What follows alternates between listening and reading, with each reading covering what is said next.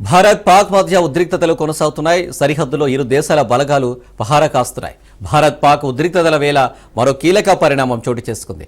రాజస్థాన్లోని భారత్ పాక్ సరిహద్దులో border security force ఒక పాక్ రేంజర్ను అదుపులోకి తీసుకుంది. సరిహద్దు దాటి అనుమానాస్పదంగా తిరుగుతుండటంతో పట్టుకున్నట్లు తెలిసింది. అయితే పొరపాటున బార్డర్ దాటి వచ్చాడా లేక ఉద్దేశపూర్వకంగానే చొరబడ్డా అనే వివరాలపై అధికారులు పాక్ సైనికుని విచారిస్తున్నట్టు తెలుస్తుంది.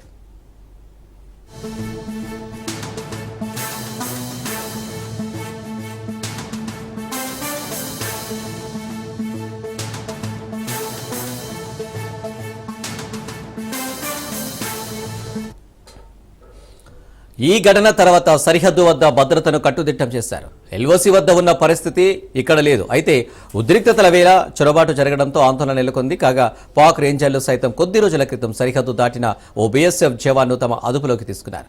ఆ తర్వాత ఇరు దేశాల మధ్య ఫ్లాగ్ మీటింగ్ జరిగినప్పటికీ బీఎస్ఎఫ్ జవాన్ను ఇంకా పాక్ విడిచిపెట్టలేదు. దీంతో ప్రస్తుత పరిస్థితిలో భారత్ ఎటువంటి నిర్ణయం తీసుకుంటుందోననే ఉత్కంఠ నెలకొంది.